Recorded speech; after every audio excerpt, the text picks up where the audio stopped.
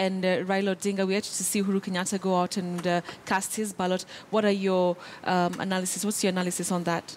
I've been watching the DP with a lot of interest, and this is the very first time he's referring to NASA as actually NASA.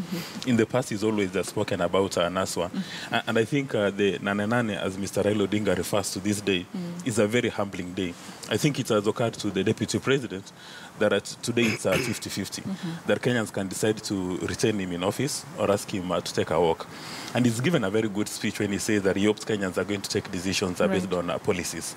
And, you know, that's a conversation that one would have expected would have been a part of the entire campaign. And you also notice he did not refer to Raila Odinga as yule mtu wa vitendawili. And I think now that's a very good speech.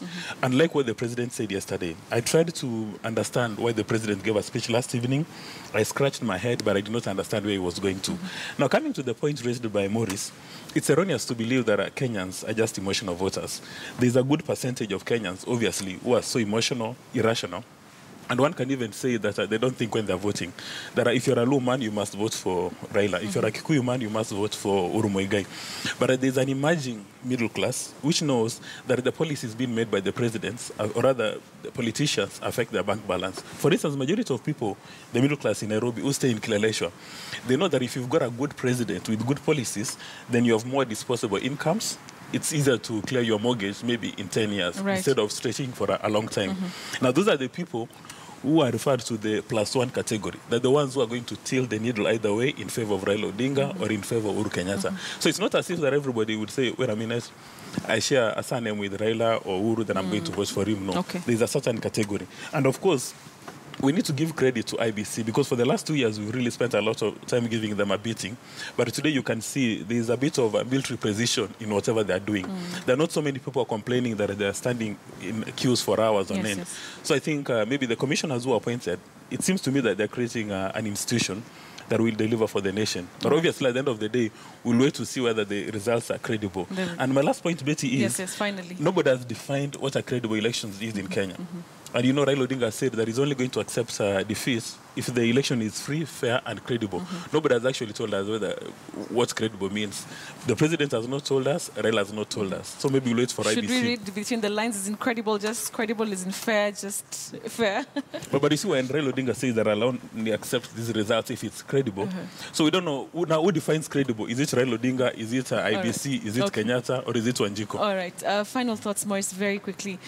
Thank you so much. I think it's really great that you have seen a really large turnout to vote. Yes. But just quickly, just on what Mukua said, just to clarify that when I say that we cannot subject the decision of voters to a rational explanation, it does not limit it to determination by ethnic background. There are so many decisions that voters make that most times may not make sense to you.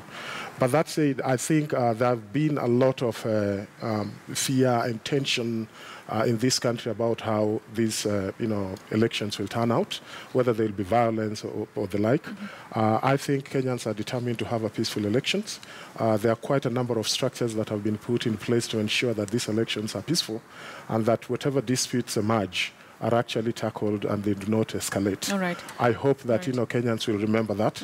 I hope that our leaders will also keep their side of the bargain and say, like the Deputy President has said, that if the Kenyans decide, we'll go with that decision. All right. Yeah. Thank you very much, gentlemen. Thank you very much. Maurice Amolo, the Deputy Country Director from Masiko, and Dismas Mukua, who's a political risk analyst. Thank you very much for your time. And thank you for your time. We have come to the end of this particular session of Kivumbi 2017. We appreciate you staying with KTN News. My colleague, Lofty Matambo, is coming in shortly to continue with the Swahili version of what has been happening throughout the morning and what really we're expecting in the coming hours of this date, the 8th of August 2017, one that has been waited upon by many, many people, including Kenyans who really, as you've seen the pictures we've showed you, have come out in large numbers to vote. So make sure you vote. I hope, gentlemen, we are all going to vote right now.